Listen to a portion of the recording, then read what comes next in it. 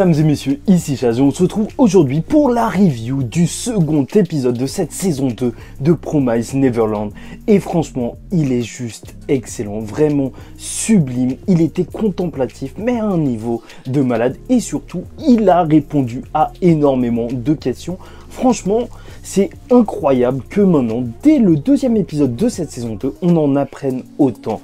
Alors, on apprend qu'il y a eu un pacte il y a 1000 ans entre les humains et les démons, et tu vois très bien que ça répond à toutes les attentes du lecteur, de celui qui regarde l'animé, parce qu'il y a les enfants qui vont poser plein de questions. Emma et Ray vont poser plein de questions. Ray pense carrément que c'est un autre univers dans lequel il se trouve, sauf que non, pas du tout. Voilà, en fait, le monde a été séparé en deux. Je sais pas si c'est deux mondes différents, mais en tout cas, il a été séparé. Un où les démons ont le droit de manger les humains, et l'autre où les humains n'attaquent pas les démons parce qu'il y avait trop de guerre entre les démons.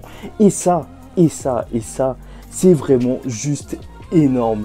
Ce pacte, franchement, il lance, mais un truc de malade pour la suite. Je sais pas si vous vous rendez compte, parce que en soi, en vrai, même s'ils font tout ce qu'ils ont envie de faire, c'est-à-dire libérer leurs petits frères et sœurs, alors est-ce que ça va pas remettre en cause tout le pacte qui a été fait depuis 1000 ans. En plus, il y a cette question des 30 ans, en fait, parce que tout le monde pensait que ça s'était passé il y a 30 ans, enfin quelque chose s'était passé il y a 30 ans, vu que c'était écrit dans les livres.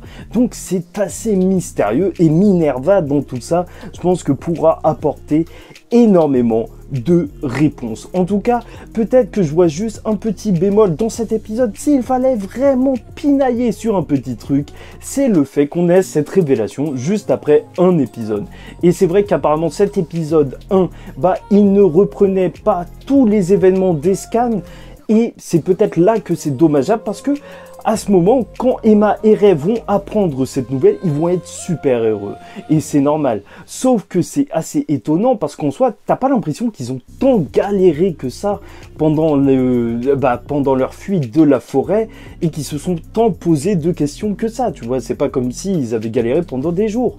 Sauf qu'en réalité, normalement, je pense que si, vu qu'il y a des passages qui ont été écourtés, et ça fait que c'est un petit peu bizarre de les voir aussi heureux.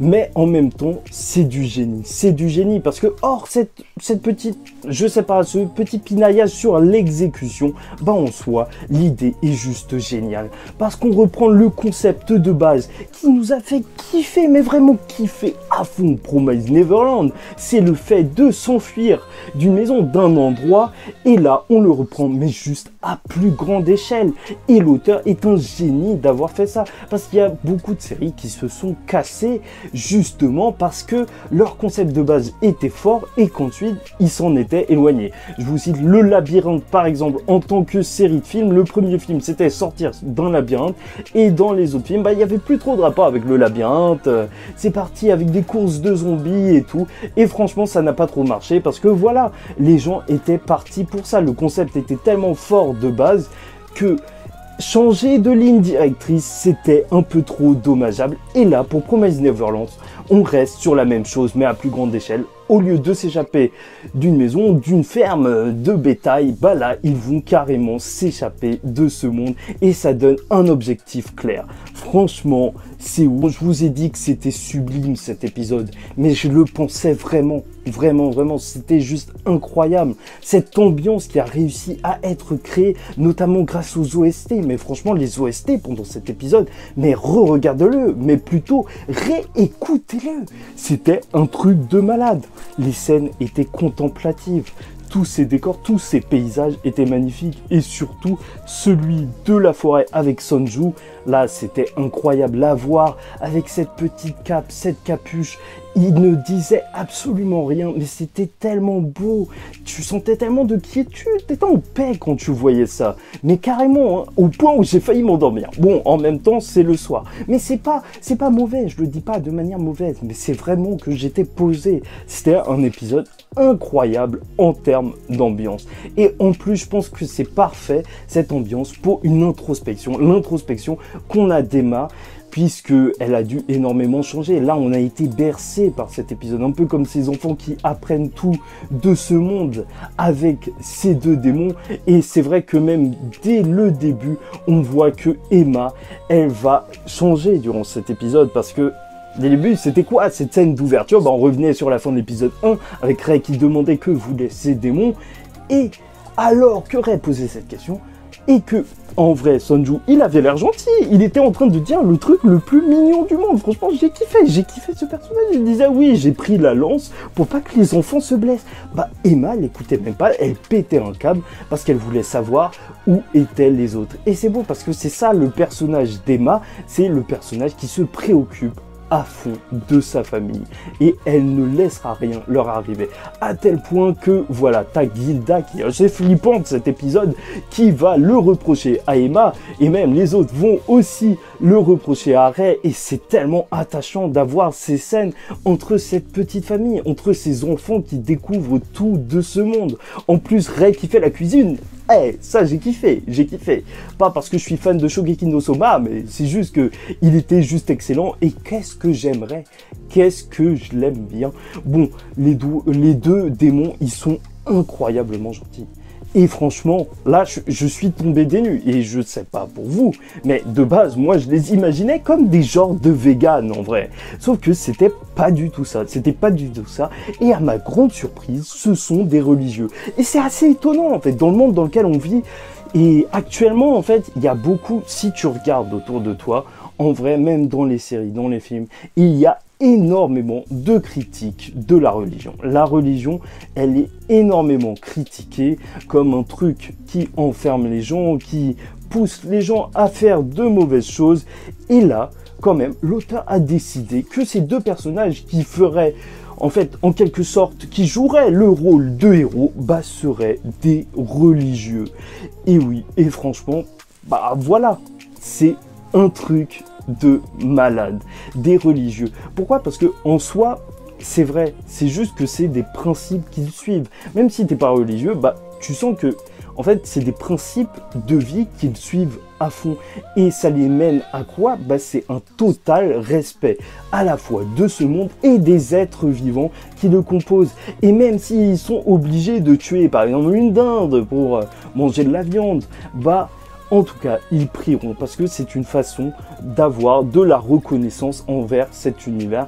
Et même le fait qu'ils se baladent juste tous les deux, qu'ils ont l'air d'être loin de tout, tels des ermites, c'est juste beau en fait. Franchement, j'ai kiffé. Et c'est tellement plus fort que juste une cause où ils diraient oui, nous on a décidé de notre propre chef que les humains méritaient d'être en vie. Non, là, c'est un truc, c'est un chemin de vie qu'ils ont et qu'ils appliquent. Et c'est pour ça que je pense qu'ils ne changeront sûrement pas. Bon, après, voilà, l'autre personne, par contre, qui a énormément changé, bah, c'est Emma durant cet épisode. Parce que oui, elle était dans la forêt. D'ailleurs, l'arc, c'était badass. Ça, il faut le dire, mais surtout, elle a dû tuer. Et c'est vrai que ça, c'est un truc de malade. Surtout que tuer un animal, moi, je l'attendais vraiment au tournant.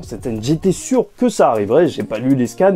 D'ailleurs, abonnez-vous si vous êtes fan de Promise Neverland, parce qu'on va continuer les reviews chaque semaine. Mais voilà, genre, Emma, elle a été traitée comme du bétail. Et en vrai, les démons, ils voulaient juste la manger.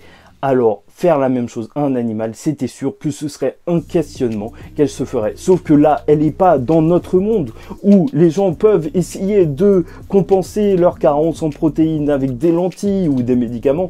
Non, Emma, elle doit vraiment manger de la viande et ça fait qu'elle doit passer par exactement la même chose que les démons ont fait subir à sa famille. Et c'est ça qui est tellement terrible pour elle qu'elle va carrément vomir. Et la seule différence entre elle et les démons qu'on a vus, c'était qu'elle prenait pas plaisir. Et la seule chose qu'elle peut faire pour montrer qu'elle est vraiment peinée et qu'elle respecte ça, c'est de prier en même temps que Sonju. Franchement, c'est assez beau parce que c'est pas une question de croire en Dieu ou pas, mais c'est de remercier, tu vois, tout cette d'accorder de la valeur à l'acte qu'elle vient de faire. Et cette fin d'épisode, pourquoi une tête comme ça d'Emma? Parce que c'est un grand changement. Elle a tué et c'était un animal, certes, Mais à partir du moment où elle a tué un animal, au bout d'un moment, c'est sûr et certain, ça arrivera, elle devra peut-être tuer un humain. Et même si tous les autres ont peut-être cru en le « oui, ça va » de Emma, Ray l'a vu. Emma a changé et elle est déterminée. Elle ne laissera rien arriver à sa famille. Moi, je vous le dis et ça donne juste énormément envie de voir la suite. En plus, il y a le code que Ray a écrit sur l'arbre pendant l'épisode 1. Je crois qu'il avait écrit quand il se faisait pourchasser, peut-être pour donner des coordonnées pour qu'il se retrouve après.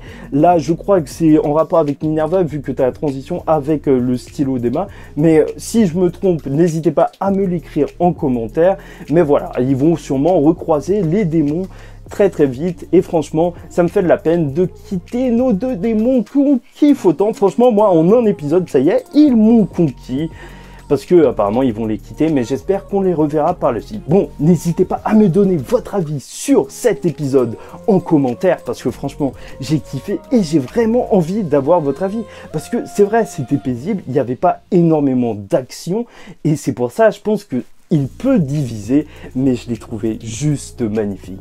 Et donc, en attendant la semaine prochaine et le prochain épisode qui risque aussi d'être d'une énorme qualité, je vous souhaite beaucoup de repos et je vous dis ciao tout le monde, paix sur vous.